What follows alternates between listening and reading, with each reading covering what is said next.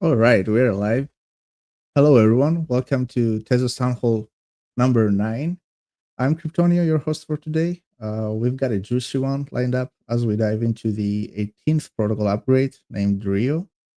Since our last town hall, the Tezos chain has kept on evolving. It never stops. We were in Quebec. Now we are already arrived in Rio. And also, like the layer 1 Tezos, layer 2 Etherlink has just recently had a protocol upgrade with Dionysus. It went great. Good news on that as well. But yeah, Rio just activated and it's packed with enhancements focused on scalability, network health, and economic fine tuning. So before we get into it, let's meet first of all the brilliant minds behind it all. So first we have Yann Regis-Gianas, head of engineering at Nomadic Labs. Welcome, Yann. How are you? I'm fine and really glad to be here today. Great to have you with us again. And once more, Zaynah Dargaye, core layer 1 engineering manager at Nomadic Labs as well. How are you doing, Zaynah? I'm fine. Nice to be Thank you. there too. Thank you for being here. Really good to talk to you again. So let's get into it. And before we dive too deep, Jan, I'm coming to you. Can you walk us through the big picture? What's the goal behind Rio in the context of Tezos governance journey?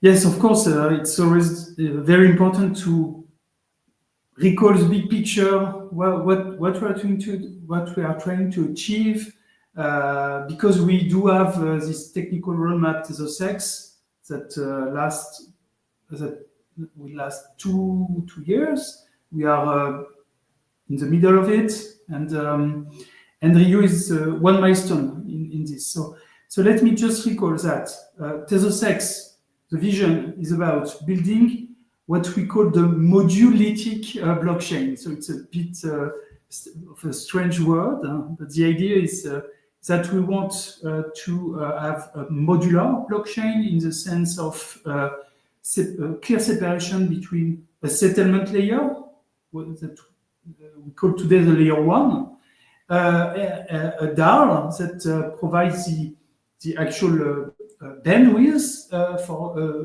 very large publication of the publication of very large numbers of transactions. And on top of that, we want this very large non-custodial optimistic rollup that will concentrate a lot of activity for the app. So that's the big picture. And we have been transitioning to this architecture in several steps incrementally for several months now. We have introduced smart rollups, we have introduced Etherlink, we have introduced Odal, and so on and so forth. And at the layer 1, we are creating more and more the conditions for having a very strong staking market on the layer 1, a very strong security, and as usual, based on a simple principle, no compromise on decentralization. Okay, so that's where we are, and what Rio is inside this big picture. Well, there are first, I think to me the main point, at least symbolically, is the DAL incentive. Okay, we'll discuss that a bit later in details, but the idea is that to me it's the first time the bakers of the layer 1 actually are incentivized to support the DAL and so the layer 2. So that's the very first time this is happening. So it's a pivoting in some sense in the model of governance in some sense also. So that's to me the main high-level point regarding Rio.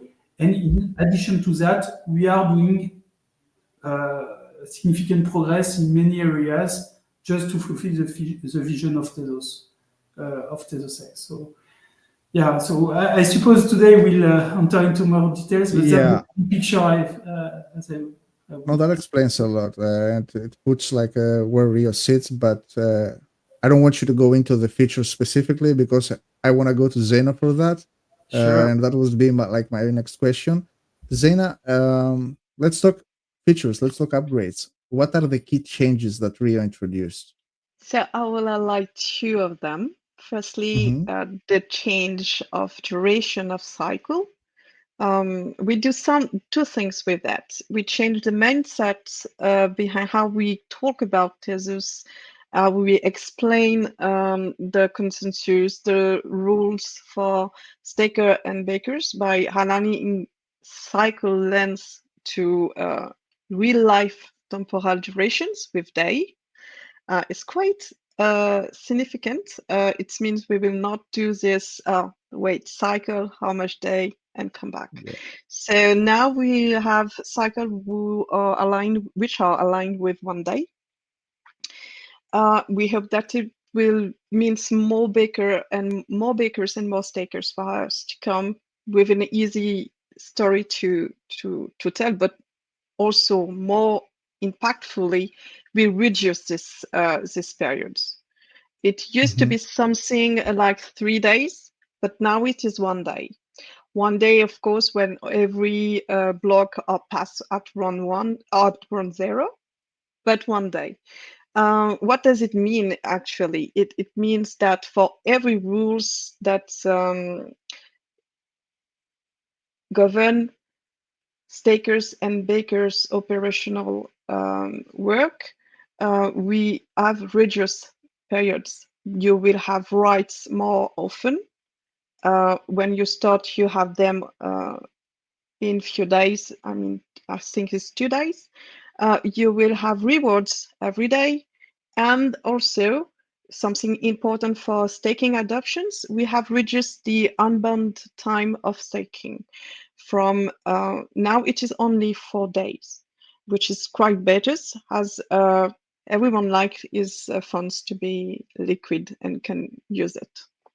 The other important features is the inclusion of DAL participation rewards into the consensus rewards. Because in that way, as Yann said, we mark for one time the pivot in this new way we think about Tezos. We linked directly the security that provide layer one, the fact that bakers are the one that has seen and attest that the data has really been handled by the DAL into the consensus rules and quorum. And for that, there need to be, for this support from bakers, we want to reward them. And this will be the case when the DAL will kick in. This should happen when 66% of the stake will DAL attest on layer one. So yeah, there's tooling up provided to follow and to understand the DAL participation. This number is monitored regularly. Today, we already have something like 50% of the stake that DAL attest. And if you're not DAL attesting right now, please have a look at this nice tutorial. It's very simple. And the number you said, the number that we need to reach is 66% for that to get activated? 66%. Yes. Great. So we're getting close. We're getting close. We're not Very that far close. away. Yeah. Very close. Great. That's great. And I also wanted to like add a little bit to your previous point about the cycle reductions, because I've seen a few people in the community asking, like, why are my rewards reduced to 1/3? They didn't realize that they are getting them every day now instead of every 3 days. So that's why they have been. I just wanted to mention that to clear some confusion around that. And I personally like it. I like getting them every day more often, and seeing them like accumulating. It's great. Yeah. So for my next question, back to Yann. Yann, how does reducing the cycle duration improve the end user baker experience? Like in relation to what I was just saying, maybe. And what else? You're muted. You're muted. Sorry about that. So No worries. I was saying that I was remembering a discussion with a user, Tezos user, that just asked me, but why is there this notion of cycle? Why don't we simply use a block? I mean, there are blocks. Why don't I get my rewards every block? Okay, or what? And I mean, why do we need this extra notion of cycle? And that's a very interesting question because ideally we should not have this, but a blockchain needs to be implemented, needs to be efficient, needs a lot of security constraint to be fulfilled. And for this reason, you cannot just do everything at the level of blocks. You have to introduce this notion of cycle. Now the question is, what is a good duration for the cycle? Well, if it matches symbolically one day, it's great because it simplifies, as Zaynah said, reasoning. Oh, you don't have to remember it's 298% of a day or whatever. No, it's one day, so it's good. But even if we reduce it even more, it's actually also good because it says that we were able to get closer to this ideal of only doing things at the level of blocks. And why is that important? For bakers, for end users, let me start with end users because it's super easy to understand. When you stake, so your funds are frozen, and everyone wants to participate, but when they change their minds, they want to be able to just withdraw Yeah. the assets very, very quickly. That's it. That's super simple. And the more liquid staking is your staking, the better from a UX perspective. That's super clear. And for bakers, well, it's similar in some sense. For them, well, they can, in some sense, they participate in a staking market. So they want to be able to be more attractive than others, to attract more stakers. And if people can move quickly, it's also very good. But there is also something that came from a discussion with Vincent Poulain, from La Boulange. He told me, oh, actually, for some time, I was really convinced that we should keep staking and the old way with, liquid delegation, etc. Because, well, they were more or less providing different kind of services to our users. But now that we are reducing the duration of cycle, the difference is not that high. It's not, I mean, from an experience point of view, well, actually staking is far easier as a baker because I don't have to care about, reward distribution that is done by outside And the it's not handled calculations. by the protocol. So in the end, I think the more we will reduce the cycle duration, the better it will be for both bakers and end users because at the end of the day, for them, it will really be very close to something that is extremely liquid. So that's my main take on this.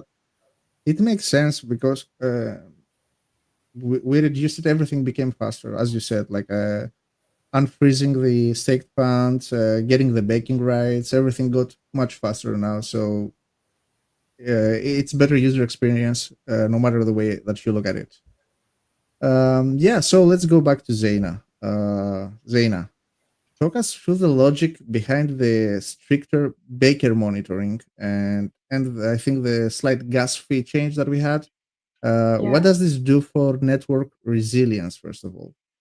So yes, this was for resilience. It's both case. The first one, the gas change. There was a lake actually in a gas consumption for simple transfer. We did not have tech gas for IOs, and it was bearable before Quebec, but with second block time, it started to be sensitive. And for more reductions, as we plan, it will be something very critical. So we changed that. It's not that much. It's for resilience question, and we did have to do it. I doubt that anybody noticed it, to be honest. Like I think so. I think But nobody we noticed have to. we have to talk about it. No, I mean in tooling, etc. This is something that you need to advertise so that every tool Absolutely. had the good computations and things like that. Right. The second one is about the tolerated inactivity period rejections. It's come with the cycle rejection, actually. So this period is the time during which a baker can be absent, and it is tolerated. But after this time, it will be considered as inactive. So it will not take part anymore in the consensus for chain health progression, healthy progression. So yeah, he had then to re-register as a baker to become active again. So before Rio, this period was of 8 days. Now it is only 2 days to keep all the period in the protocol about consensus consistent. Okay. We could have decreased it a little bit more, but we chose to stay with 2 days to actually it's come from some feedback during the feedback loop, stating that yeah, for small stake-wise home baker, 2 day of absence is something that can happen, like weekend. And yeah, we stayed with 2 days. It's true that it's shorter than before, 8 days, but in the opposite, when you register, you have baking right more faster, only in 2 days instead of 6 days. No, yeah, that makes sense. Like you balance it by giving it an easier way to get back your baking rights. And I suppose that the 2 days make total sense. Like as you said, for small bakers, the home bakers, that maybe you're away for 2 days or 3 days and it goes down and you're not able to fix it. You have at least 2 days, to go back and fix it or something. So that makes sense. Okay, so my next question is an open question for both of you. What were the engineering challenges behind implementing these Rio changes? Maybe we can start, I don't know, like Zaynah, you want to go first, or Yann? I can go first. Great. Yeah, this gas readjustment that, as you said, people can not see and not notice. This took time actually to benchmark, to make sure that smart contracts that were running before that are still running when we will do the change, because we have to identify the gap, restrict it in a way that legacy smart contracts continue to run, etc., etc. So we did a lot of benchmarking for that. The team did a lot of benchmarking for that. Secondly, as I said, when you change cycle durations, it means you touch every what we call invariant on something very important for the layer one is the consensus. So yeah, again, a lot of analysis to make sure everything is fine, to continue to make sense, and also a lot of tests.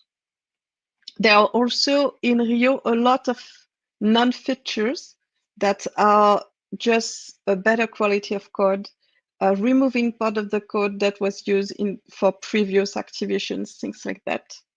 That also take a lot of time. And yes, maybe you can go for the last one, Yann.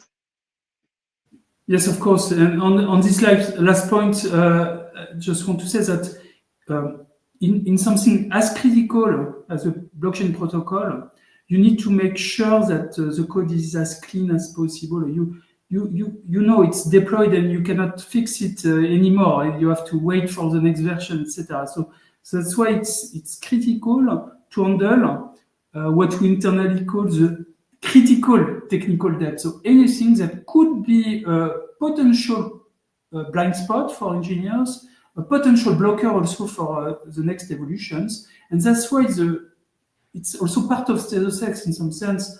We want to simplify as much as possible the layer one so that at some point it's so simple that it is obviously correct. it's very important, and people may not realize this constraint and this way of this philosophy that we want to follow. And it's just again to increase the trust in this software that needs to be secured. Okay, so all this work may be hidden to our users, but it's extremely important that engineers continue to simplify the code. They don't want to add more complexity. They want to reduce the complexity while still doing exceptional things like having a very very short finality, etc., etc. That's a challenge that is extremely difficult. Okay. Yeah, you got to to stay. emphasize that it may not be clear to everyone.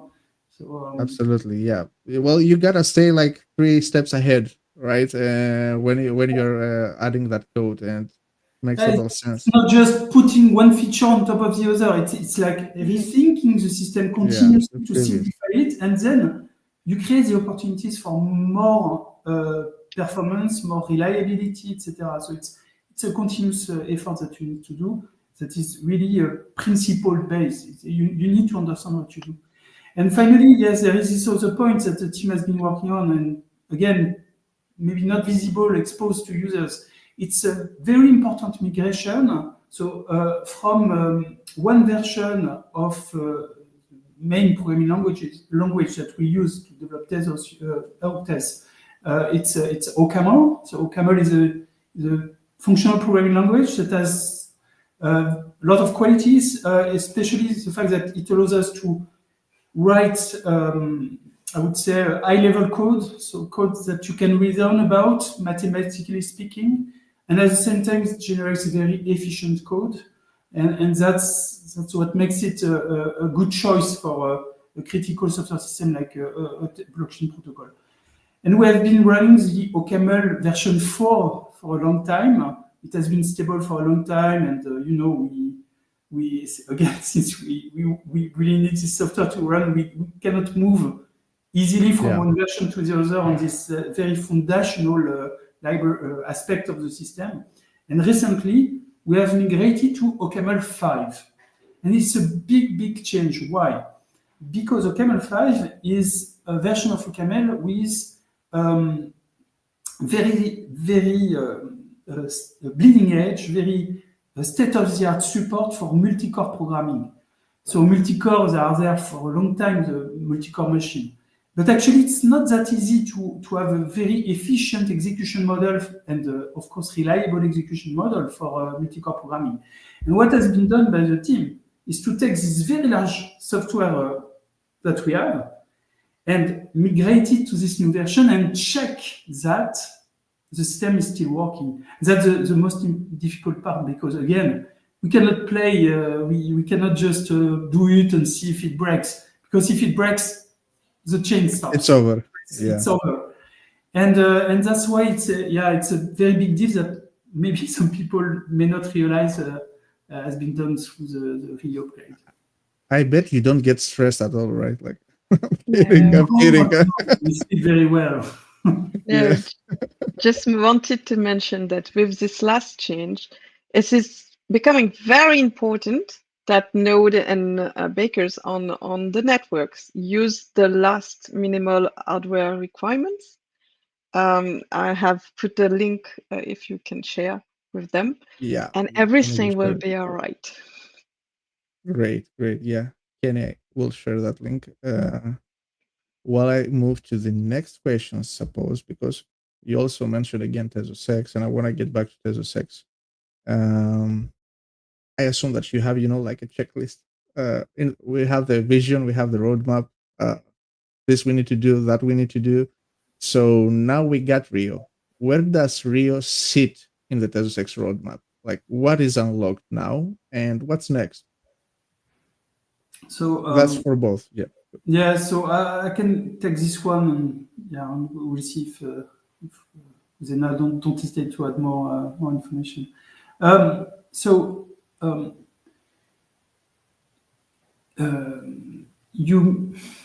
It's a bit technical, so let me take some time. So you know that today Etherlink is running inside a rollup.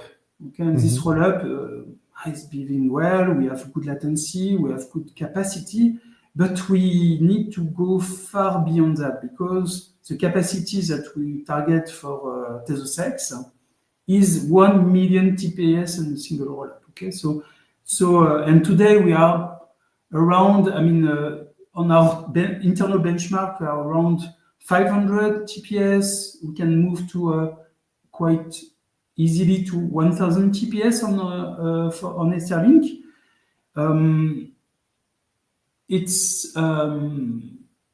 It's not feasible to deploy that in production today for a single reason: the DAL is not activated. So today, when you take some transactions as a sequencer of Etherlink, your role is to answer very quickly. Okay, it's a valid transaction. Here is the result. But then you have some work to do in the backend. You have to make sure that the Tezos blockchain, the full blockchain, so including the layer 1, make official the publication of this transaction. And how does that work today? Well, the sequencer takes the transaction, creates L2 blocks, and publish it on the layer 1. Okay, that's fine for us if the block size is not too large. If it is, at some point we don't have enough space in the block for L1. So we need another way to publish this transaction, and that's exactly where the DAL is. And now it is available but not activated because, as Zaynah said, we need 66% of the stake to make it secure and working sufficiently well for Etherlink to use it. So that's why having now the bakers supporting officially and being rewarded for it, the DAL is so critical for Tezos, because Tezos is not just a layer 1. Tezos is, as I've said, it's Etherlink, it's the layer 1, it will be Tezlink at some point also, it will be this whole stack of, again, the layer 1 and a non-custodial large rollup on top of it. So that's what will make the Tezos, most of the Tezos work. Of course, just to make clear something very, anyone can deploy other rollups. We are not shutting down this aspect because Tezos is still a protocol that is permissionless, open, etc. But as a community, as an ecosystem, we want to advertise this existence of this very large non-custodial rollup that will be supported by the community and by the Tezos Foundation and by very important actors, because we believe with a very large non-custodial rollup, a lot of activity can happen and it can be very attractive and solve actual problems of the industry that are in other blockchains. So that's why we say that's Tezos. It's more that's the vision of Tezos that we want to push, just to make things as clear as possible. If someone wants to develop another rollup, system is open, permission, and decentralized. There is no question about that. That's also the beauty of it. So to me, that's the main point. And in addition to that, again, we already discussed, and I want to come back on this, the staking being more liquid, more efficient. To me, it creates really a very nice market, and it should attract more bakers. And the more bakers we have, the more secure the chain and decentralized is. Okay, so that's also very important for the success of Tezos, in my opinion. So that's there's a lot of information. Oh, sorry. And today, I drank a lot, far too much coffee, to be honest, and I realized it's great. Very fast. Sorry. No. Actually, you did a great description and a great explanation of DAL and why we needed that much. So that was really important. And that also answers probably my next question. So let's move on to the next one, which is, again, for both of you. And I would like to know, can you give us a glimpse of what you are working on right now? What proposals are on the horizon, maybe? Maybe we can start with you, Zaynah, if you wanna. Yes, I will start. I will start with the next proposal for the protocol. So the next one will be S. We are working on that, and we continue in these visions with more, even more accessible and competitive staking market, and also continue to improve and to put in place pieces to reduce block time, so more performance. The first, I will just focus on two features in S. There will be more. First one is to allow threshold signature for staking operations. So threshold signature is several person organized, stakeholders organized to manage an account and decide whether all of them or some of them have to sign staking operations. This was a request that Tekrel shared with us from the community since Paris. I think so. So it's something that should improve again and increase the staking on layer one. And then the second features is the introduction of aggregated attestation. So what does it mean?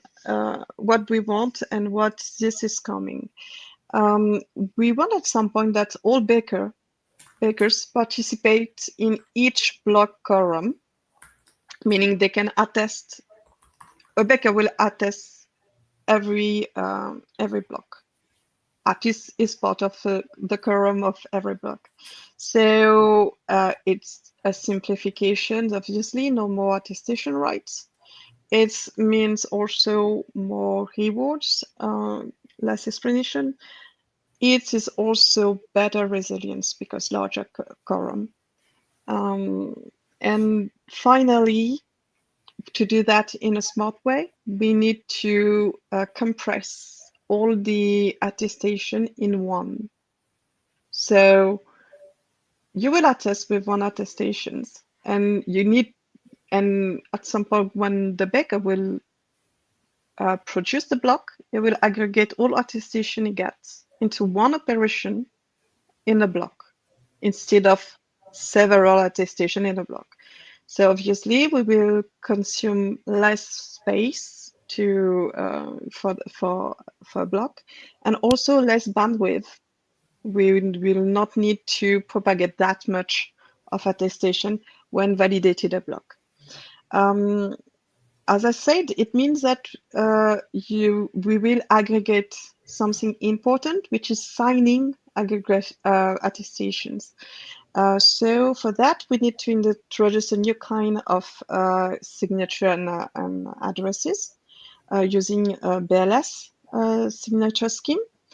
And that means a change for all our bakers, and we will take the time for this change. So as it's just in introductions, they will live together with aggregated one, the one that has made this change and signed with BLS, and the legacy or the still being traditional attestation.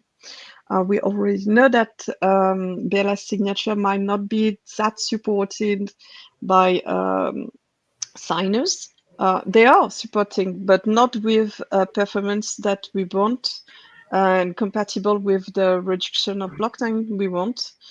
And yeah, we are working on that. We have a prototype demonstrated.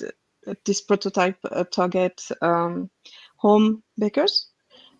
So this is one things, and the other thing that we are working with the community to have in cloud solution. Yann, before we go to you and the rest of the stuff, I would like a little bit to, if we could, to elaborate on the shared threshold signatures that you talked about. Like, Yeah. will those accounts be like? I think it would be wrong to say like a multi signature. But how Yes. would that work? In which cases would that work? Like, two different people would be able to handle one account, like for baking. Yeah. So it's something like that. Yeah. A part of it will be option, but what is important is that they will use BLS again. which is Mm-hmm, a BLS with proof of possessions to be more exact, but these are details. And what happened is that you define something like policies on how and which signature has to be taken into account to check the validity of signing an operation. So you can say that if there is a three of us that decided to manage an account, we will say that, for example, you and Yann are the ones that are mandatory for the operations to be valid. Great. Thank you so much. In some sense, it's like a built-in multisig in the protocol, and I That's think really Yeah. cool. Yeah. That's really cool. it's very good. Yes. So yes, Great. detail about S are starting to be out. TechRel has organized a campaign for that. So I think there is a link for the first heads up that we did about attestation aggregation. Yeah, I think nothing has been shared so far about S, so you're hearing it here first, guys. And it's great that you shared some of those features that we could expect from S. By the way, we don't have a name for S yet, do we? No, we don't have. No, yet. Okay. I tried. Okay, Jan, what else do we have? What else are we working on? Yeah, Like, I don't know if tell you us see more. on Twitter this. You have Tezos and Tezos. So Etherlink is Tezos, Layer 1 is Tezos, Tezlink is Tezos, and actually everything that is running on top of Tezos in some sense is Tezos, I suppose. But Etherlink is, of course, one of our main priorities these days. We really wanted to work, and you have seen probably the extreme activity and TVL growing, and we have very good signals that Etherlink is taking some significant growth. So we want to continue. And for that, we have two main priorities for the next upgrade of Etherlink. It's the performance. As I've said before, we really want to demonstrate competitive capacity because that's important for people. The impact is the prediction of the cost, because on an EVM compatible chain, when you have too much congestion, too many people trying to push their transaction, actually the gas price is rising, and it's creating large fees, not the low cost that we want to promise. So that's why we need to be ahead of the need and provide the capacity that is always far larger than what Etherlink users are currently needing. That's one point, and the second is the Pectra upgrade. So there is recently a new EVM version. We need to be always on the latest version, and so we need to integrate the new version of EVM. That will be the main two change in E, and we try to ship this as soon as possible. And there is a third point, just that is a bit orthogonal, but the governance of Etherlink will be also upgraded to move to a model where we allow ourselves to vote more often, more frequently, because we want to be able to do some minor release. So today, you may know we have releases that takes a significant time of governance and that ship actually new features like the one I've just described. We also want, it's frustrating when we have improvements that we want to push now, we have to wait 1 month or 2 months. It's not what we want. We want to push them in 2 days, okay? So we will reshape a bit the governance so that we can have quick vote for just improvements, not new features. So that people can say, okay, it's, I don't know, improvement of the TPS. Of course, we want to vote for go this. ahead. We will also allow people to register keys to vote so that it will be easier for them. They don't have to use their Baker keys to vote. They can use secondary keys so that actually voting is just one transaction, nothing too complicated. So that's what the next upgrade of Etherlink is about, and I think it's So it's gonna great. make governance much more efficient for Etherlink when it Yes. comes to like you said, improvements. By the way, I would like to ask on that. Right now, it's the governance of Etherlink, but eventually this rollup will be the canonical rollup. So does that mean that this also will be the governance of the canonical rollup? Like when Yes. Justice and Teslink and everything comes in together, this will also be its governance, right? That's true. We will have a single kernel, and inside this kernel, you will have different L2 chains that will provide a given perspective on the rollup. So for people that are used to the EVM ecosystem, they will have access to the full rollup through Etherlink. But for people that come from a Tezos environment, they will go through Teslink, but at the end, they will have access to exactly the same applications, because we want to have atomic communication between all these L2 chains. And so this will be a whole. And it makes sense then to have a single governance that will talk about all evolutions for all of these L2 chains. It will be very huge. And that's the reason why you want it to be also very incremental, because if you only have very few upgrade with a lot of features at the same time, if there is a single one that nobody likes, don't want the other to be just That's ignored and blocked. yeah. So that's the reason why you need a governance that is super fluid and efficient. That makes total sense. That makes total sense. Yeah. I haven't thought about it like when it gets that big, how difficult it would be to pack everything into just one proposal, and one Yes. upgrade. Makes total sense. Okay. Anything on the front of Teslink maybe that you could share? Like what's going on over there? It's I have not. seen many people asking Yeah, about I it. think. Yeah, I see what you are referring to. I know that a lot of people are.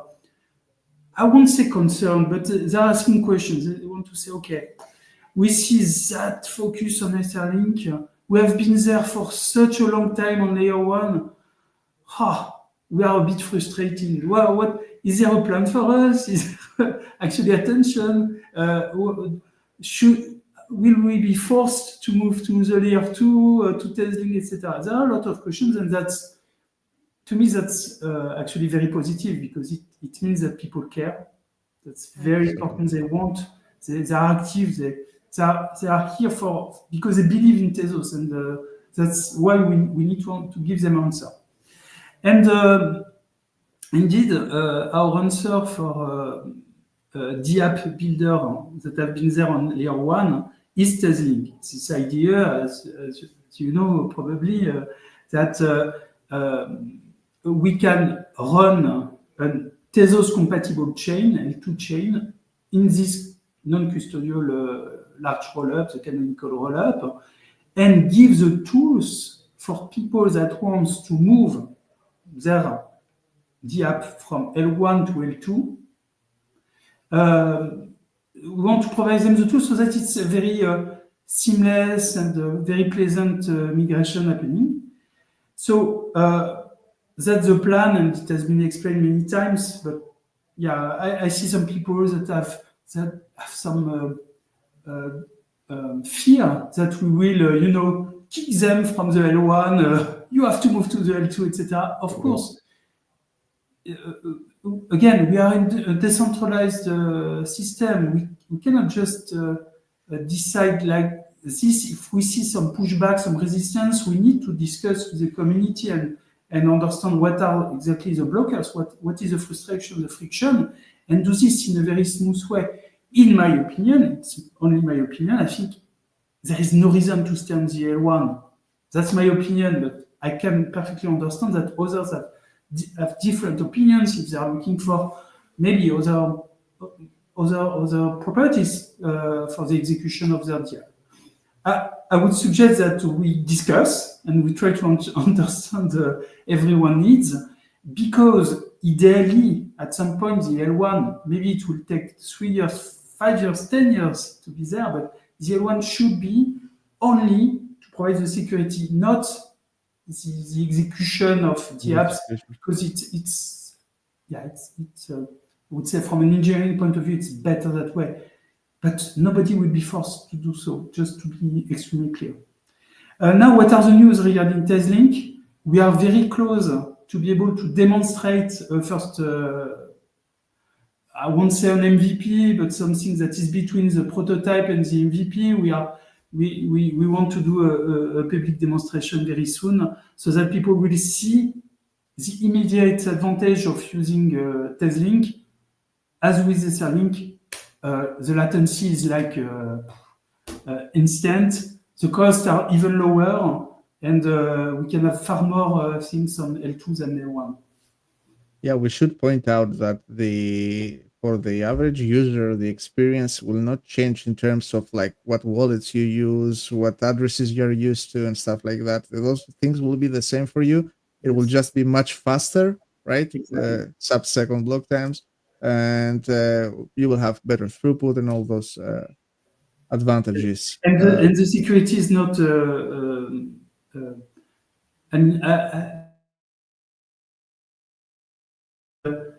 Deploying on L1 is more secure than deploying on L2. That's not true. The security assumptions are different, but they are not. They can be fulfilled exactly the same way. Not the same way, but at the same level of security. And so there is no security issue with deploying on L2. Just look at Arbitrum or L2 that are there for a long time now. There are so many. The TVL is huge. If there were any security flaws with the system, nobody were actually deploying their assets on such L2s. And for the canonical rollup, it's the same. We have been building a very secure L2. People should trust it, and yeah, that's what we need to explain to everyone. Decentralized. It's decentralized. For me, that's the most important point, because Yes. That's what's lacking from most other L2s out there, the decentralization part, I think. Yes. But yeah, anyway.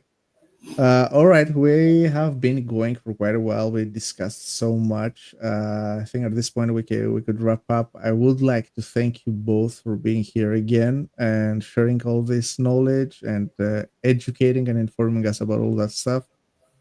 So thank you, Zaynah. Thank you, Yann. Thank To you. wrap up, because this was about Rio. Rio marks another successful evolution of Tezos, as we discussed. Faster cycles, smarter staking, and a more agile network in general, right? So, if you've ever wondered what future-proof blockchain governance looks like, you're looking at it, I suppose. Don't just watch history being written, vote, stake, bake, or simply join the conversations. In any case, just get involved. Be sure to follow Tezos as well as the Tezos Agora for the latest. There are the feedback loops. There are all the news coming out there. So definitely follow those things. And yeah, thanks for watching. Take care, everybody. Thank you.